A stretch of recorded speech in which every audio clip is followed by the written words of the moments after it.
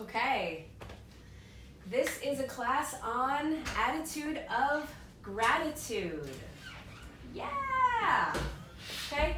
Very, very important intrinsic part of who we are as Jews. Now, the Hebrew for this is hakarat hatov or hakaras hatov, depending on how you say it, okay? Written like so.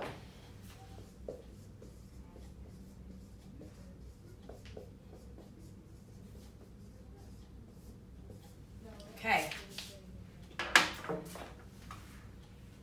This literally means to recognize the good that you have in your life. Okay? Now, let me ask you guys a question.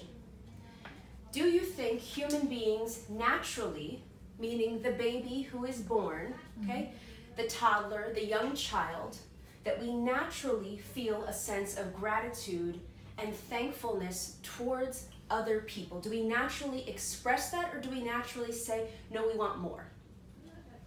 Which one do we go for? I think babies express gratitude to their mothers. They smile. Okay, they smile. Yeah. But does the baby say thank you, or is the baby interested in more? I disagree. I mean, good. Disagreement is good. Difference of opinion is good. The way I see it is like children are born as like greedy, needy things. They can't do anything for themselves. You need to do everything for them. You need to feed them. You need to give them love. You need to change their diapers. Good. They can't say thank you. There's no, you don't show gratitude. There's no ability for them to show gratitude. And what about once their first few words come along? So we've established that a baby is a bundle of needs and wants, right? I need more food. I need to be changed. I need to go to sleep. I want my mommy, I want my daddy, I want love, right? It's wants and needs. Mm-hmm. And what about the first few words that a child usually has? Are those first few words usually thank you? Or when you give a child a piece of cake, does a child say thank you so much, or do they say more?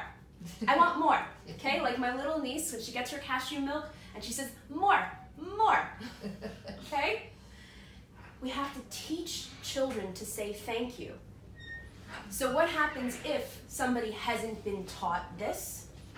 They become an adult who also is a bundle of needs and wants and is always looking for more, right? We're not satisfied with what we already have. Let me ask you guys another question.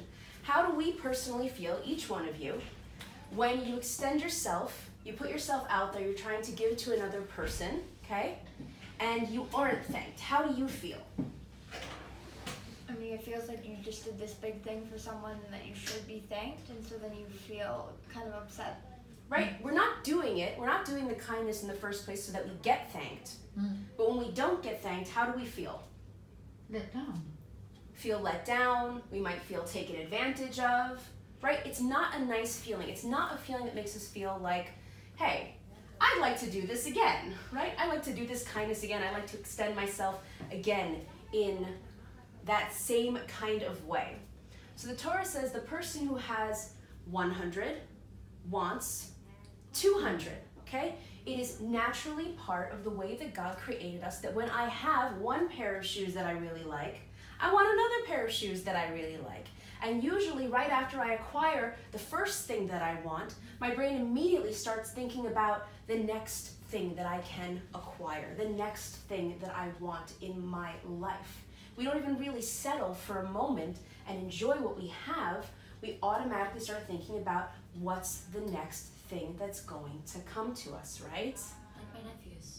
Yeah. When it's like Chol they'll be doing something, like their parents will have taken them somewhere, and then while they're there, they'll be like, oh, what are we doing next? What are we doing next? We're at the zoo. Now I want ice cream. Now I want candy. Now I want to go see the elephants. Now I want to go on the ride, right? It's just one after the other, and that's okay, right? That's how we are naturally. That's our human nature, okay? But we don't want to be just the way that we are naturally, because we can be better. It's possible to be better. And we will live better lives, and the people around us will live better lives, and we will live in a better world when we strive to be better than we just are naturally, okay? It's very easy to say this is just who I am, and I can't change, okay? The Torah comes to say, don't worry, you can change. It is possible.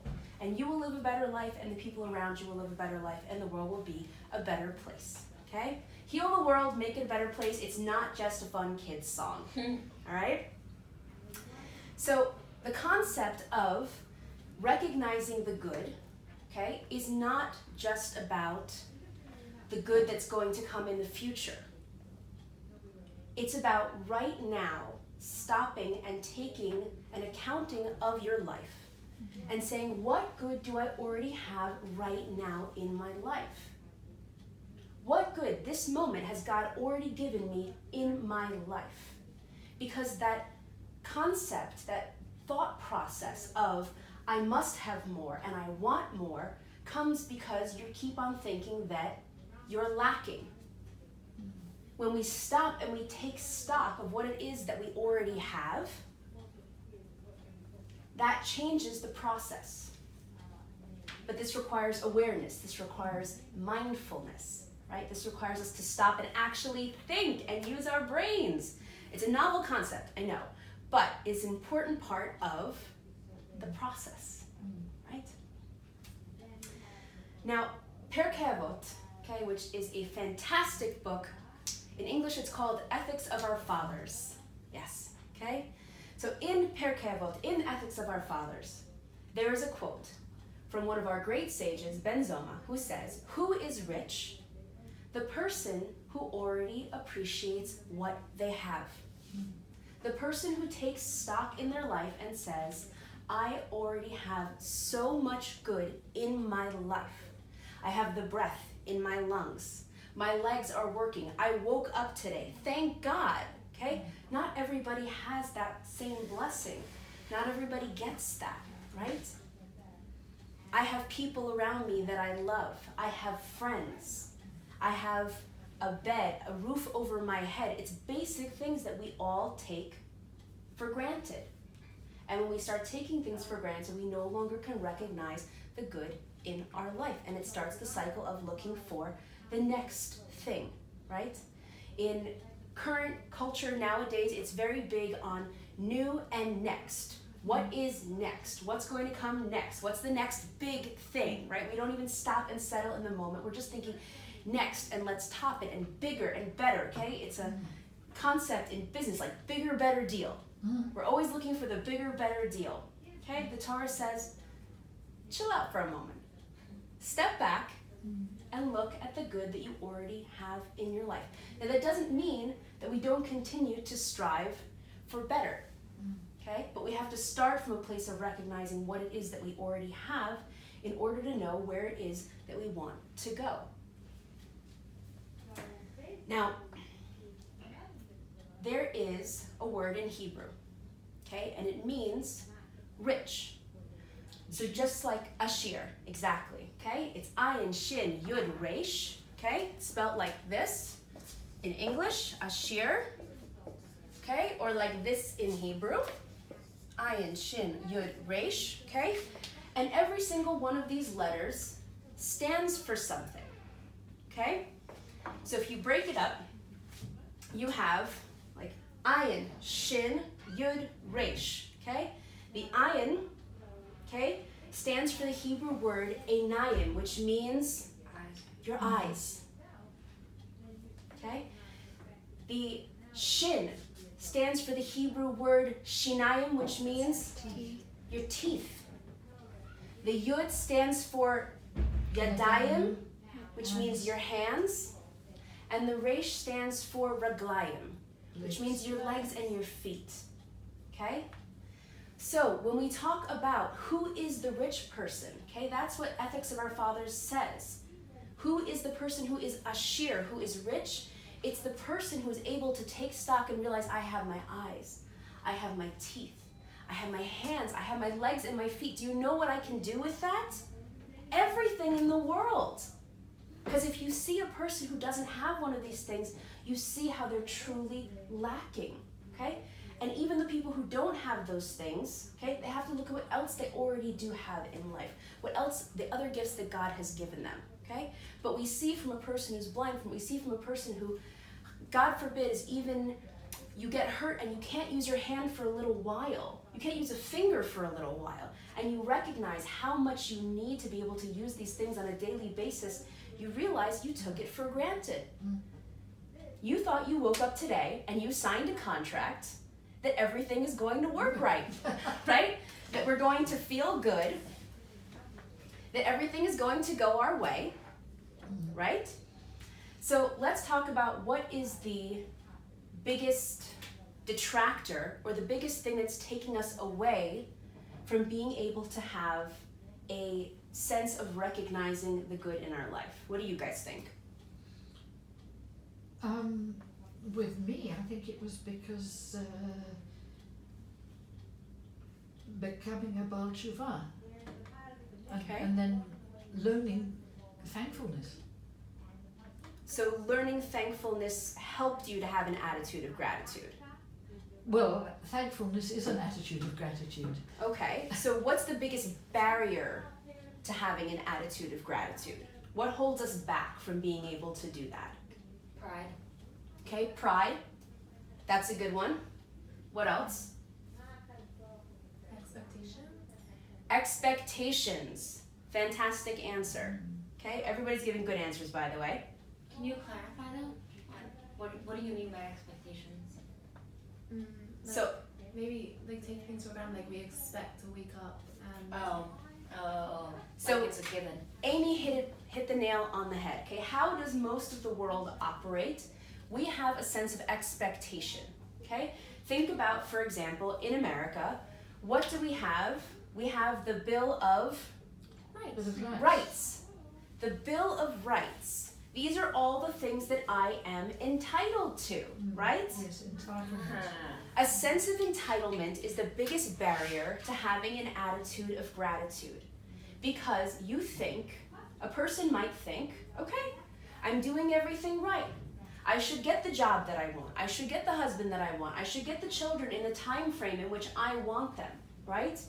I should be able to afford that new pair of shoes or that new car or get the grant or whatever it is, get into the school that I want to get into and get the scholarship that I want, right? Because I worked hard for it. I did everything right. I should be able to have that.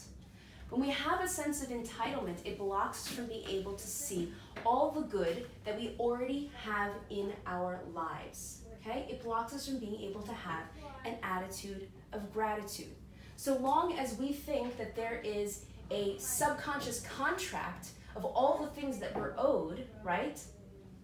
We're not going to be able to appreciate what it is that we do have.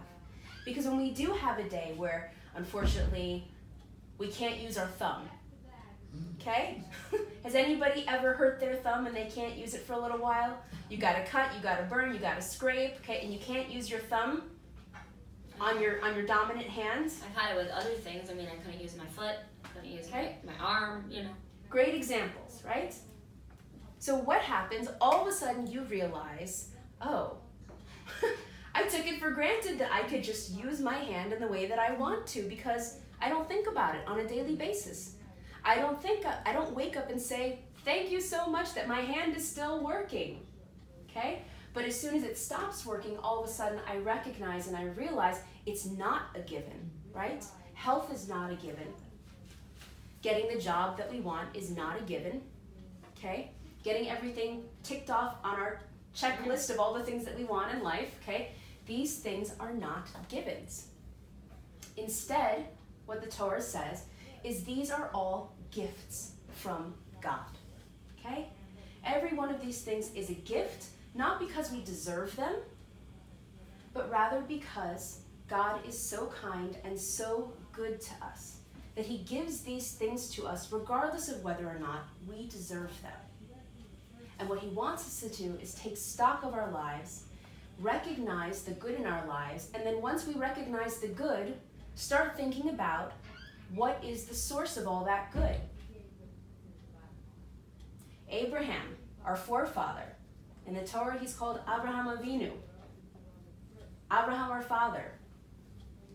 He looked around at the world and he saw a world that was so good for human beings. There's water that falls from the sky and it waters the plants and things grow. and there's food to eat, and there's a variety of food to eat, and there's seasons, and there's beautiful flowers, and there's gentle breezes, and there's nice water to go and take a swim in. There's this entire world that is so good and so wonderful for human beings that was created for us. And he looked around at this world and he said, clearly there has to be a creator and a source who made all of this good. There has to be. And that was part of how Abraham, our forefather, found God. When we look at the good in our lives and we think, how could this be that I have this good? And we connect it back to, where is this good coming from? Okay? Which is what God wants us to do. And then work on building relationship. We have formal prayers, okay, in Judaism, and we have the prayers that we can say any moment of any day at any time. You're feeling thankful to God. I woke up today, okay, maybe yesterday I had a backache. Today I woke up, there's no backache, yay! Okay, I jump out of bed, I'm so excited, and I say, thank you, God, because I recognize what it feels like when my body doesn't work well. And I know that it's not a given that everything is always going to work right. Unfortunately, people get illnesses, people get sicknesses, things happen, okay? And part of what this teaches us is that it is not a given. Any questions on this so far? No, it's logical. It's very logical. Now, what would happen, let's just take it back a step for a moment, okay? What would happen if a person were to plan this whole wonderful day of going to the beach, okay? We're here in Israel, so let's say a day of going to the beach in Tel Aviv. Yay, Tel Aviv beach, okay? We're going to the coast. And you pack up your cooler, and you have all your yummy food, and you have your suntan lotion, and you have everything, and you get to the beach, okay? We're in Jerusalem right now, so you drive an hour, you get to the beach, okay? You start unpacking your stuff, you roll out your blankets, and you realize all of a sudden that you've forgotten your sunglasses, okay? Now, what do you do in this moment? Cry. Okay, so Swear. one of our students says cry, someone says, what'd you say? Swear. Swear, okay. Go and buy sunglasses. So we're having very real human reactions, right? Okay, it might not be the most comfortable thing to have a fun beach day without your sunglasses, right? Okay? Now, what would you say about the person who sees that they're lacking their sunglasses and they throw a fit and they get so angry and they start stomping around and they throw all of their stuff back into their case and the food back into the cooler and they roll up their blanket and they drive back to Jerusalem and they say, it's a total waste of a day. I can't do it without my sunglasses. I'm done. What would we say about such a person? Spoiled brat. Okay, spoiled brat is one of the answers that we're getting. Okay, what else? That they could have just bought sunglasses in Okay. Tel Aviv instead of throwing a fit. They could have come up with an alternate solution, Yes. right?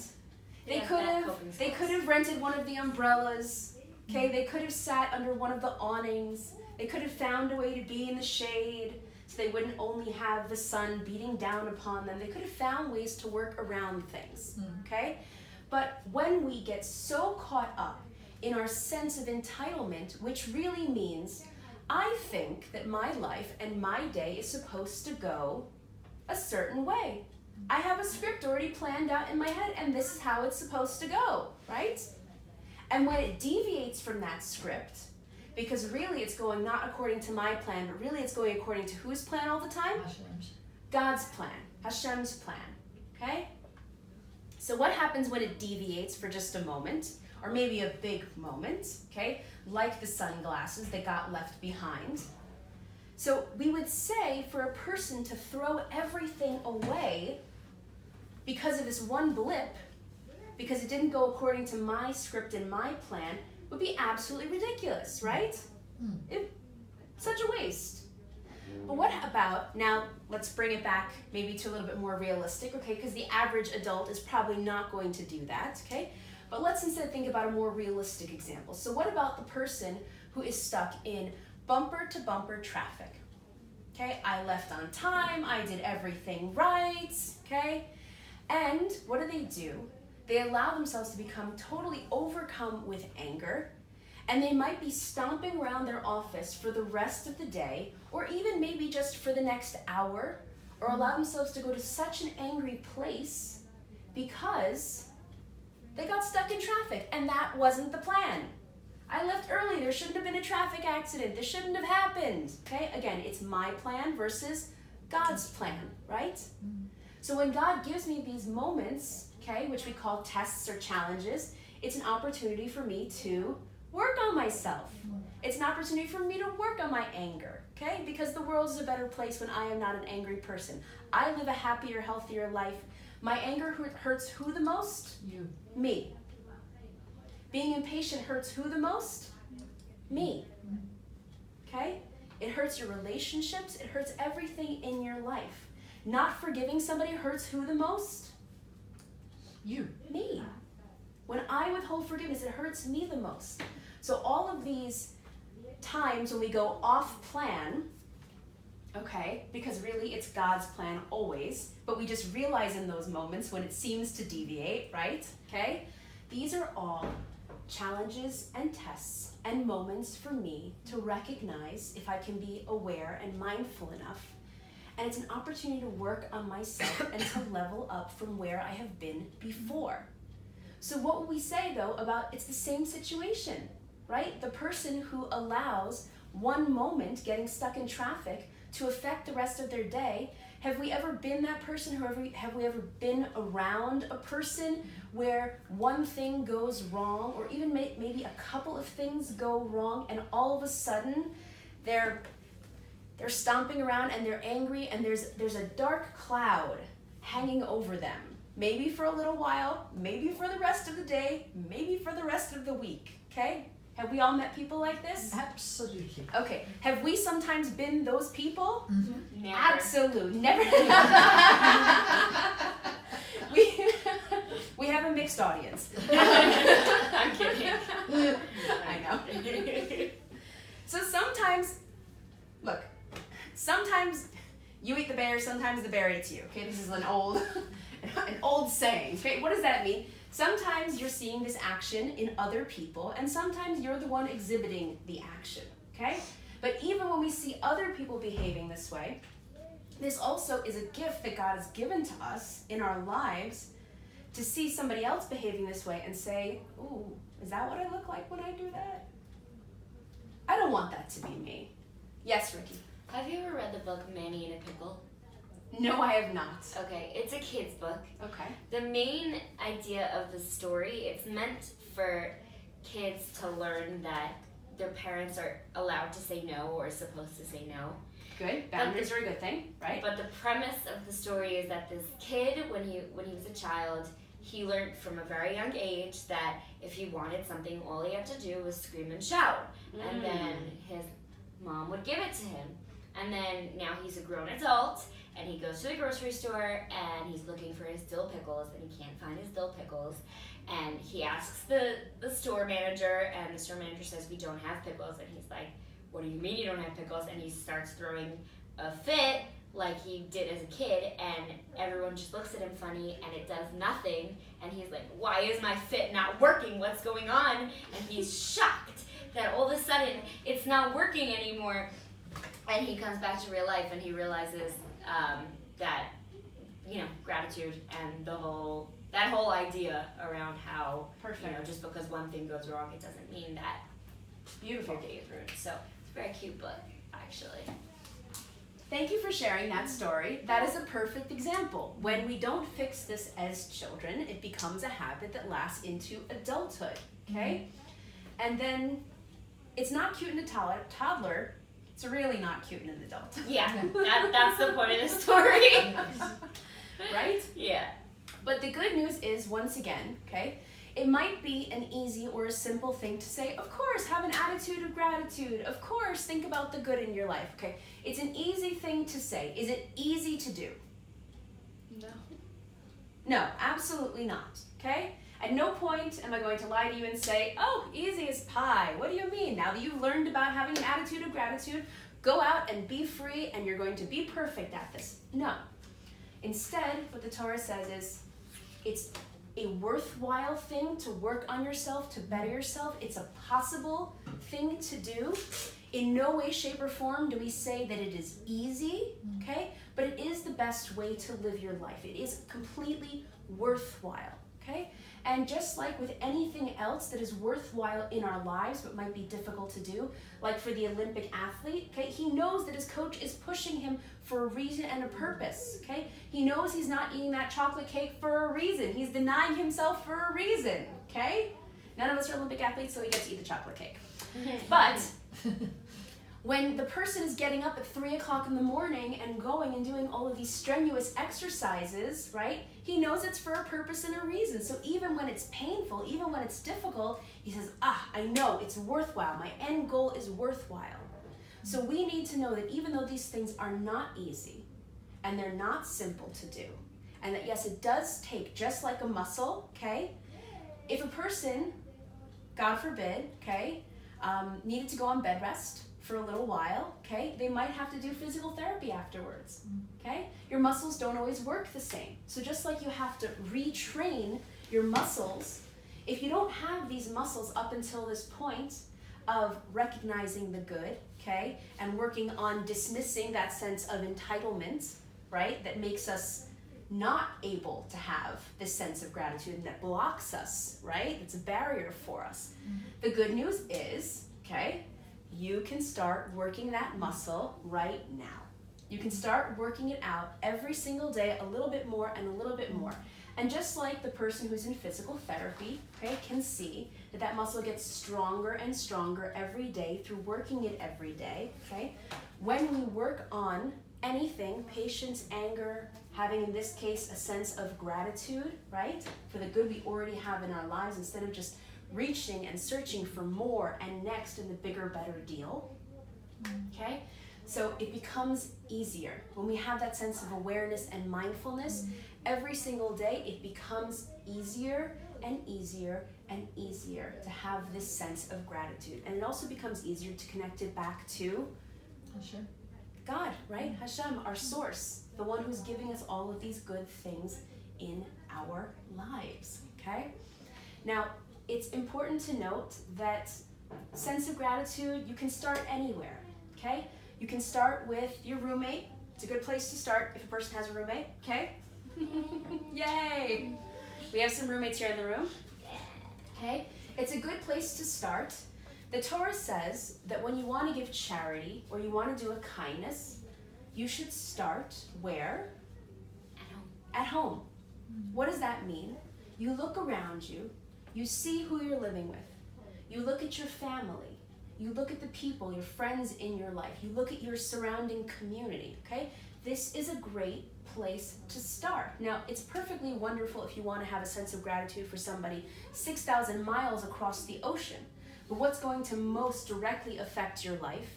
And P.S., by the way, where are the most challenges to, and again, barriers to us having a sense of gratitude?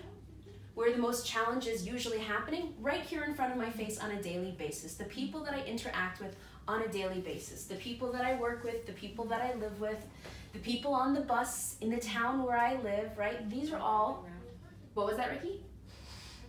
You said the people on the bus, so I said go round and round. It's true. The people on the bus go round and round, and you want to have a nice bus ride.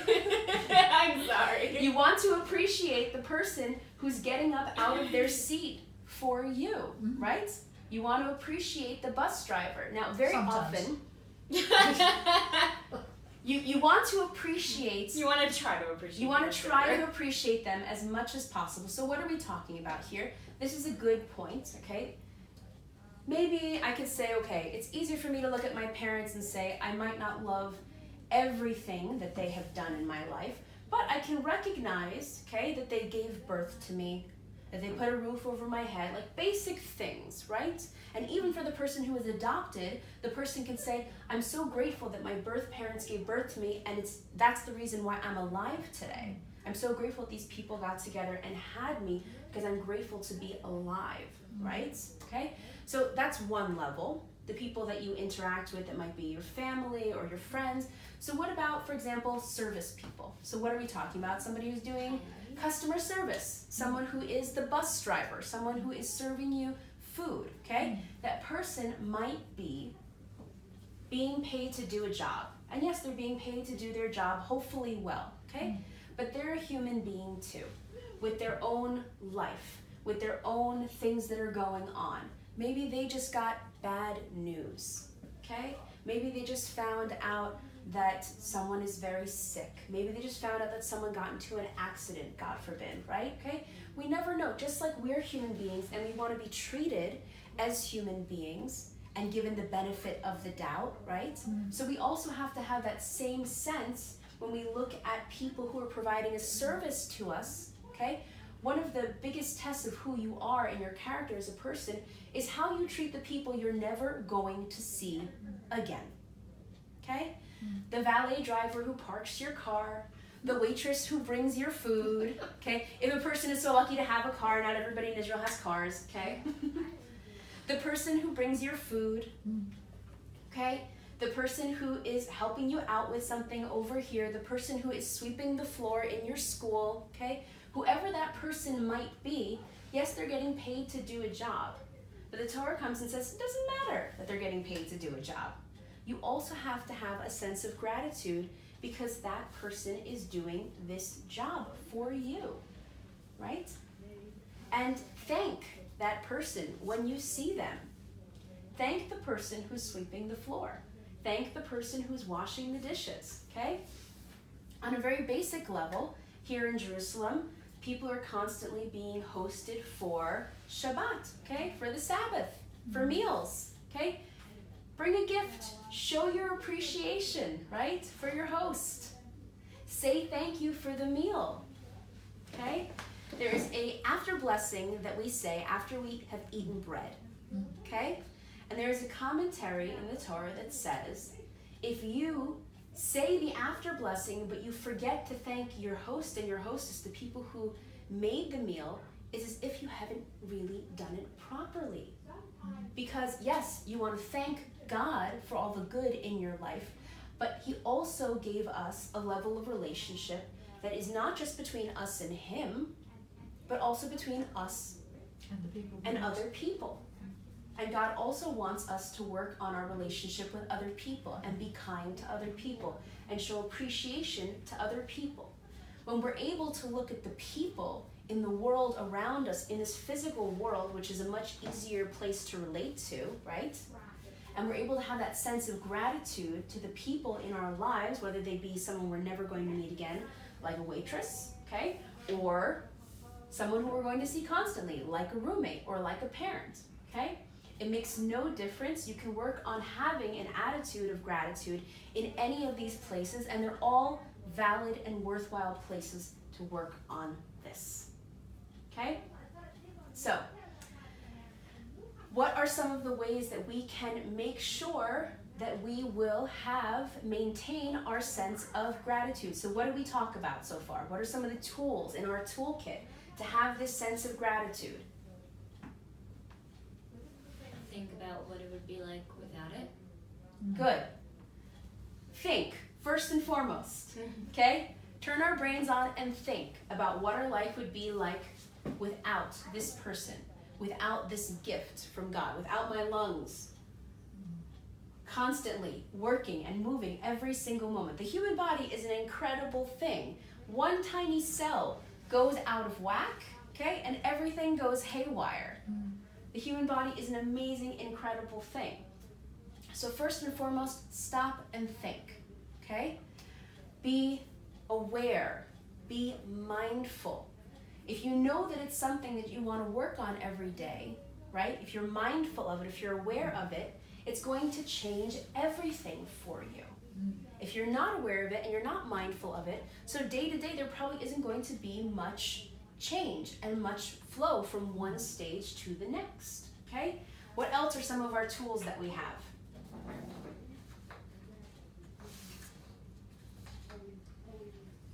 Awareness. Okay, awareness, good. Recognizing that everything comes from God, okay, and is only good. God only does good. Now, what does that mean? Do we always perceive it as good? Do we always accept it and receive it as good? Does it always feel good? Does it always feel comfortable? No. No, okay? Straight talk. It doesn't always feel good. However, God only does good in our lives. What do I mean good? I mean ultimate good. The child, okay, who might be getting a medicine that tastes bad or might be painful even, right? But might be saving that child's life, the child can't understand, right? That this is actually something that's good for me. So too, we don't always experience everything as good in our lives. Sometimes it feels uncomfortable, right? But it's still good for us. And it is ultimately the best thing for us, right? So, another tool, stop the negative thought cycle and the sense of entitlement. No more Bill of Rights, okay? Everything is a gift. Recognize that everything is a gift. Appreciate, take stock of what you already do have in your life.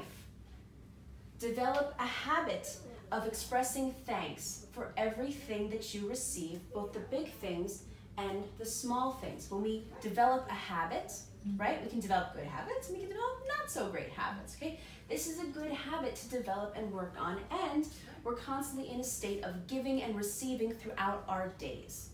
So we have the opportunity many, many times to work on this throughout our day. And again, it's easy, it's simple to say. It's not so simple to do. And just like the person who might have been on bed rest and need to go for physical therapy, the first time they even try to extend their arm or whatever it is that might have been hurt, okay, it's going to be really, really difficult. And you might only see small changes over a longer period of time. But that's real growth. That's stable growth. That's something that's true, that's actually real, okay? And that's something that builds over time, and that's what we want. We want that stable kind of real growth. The person who learns this and wakes up tomorrow and says, I'm going to be perfect at this in every single way, you're shooting yourself in the foot. Don't do that to yourself, right? Be realistic about who we are as human beings and what our expectations and goals for ourselves should be as well. But still keep on pushing yourself forward and moving things forward. So what are some practical things that we can do, okay? Thank the bus driver.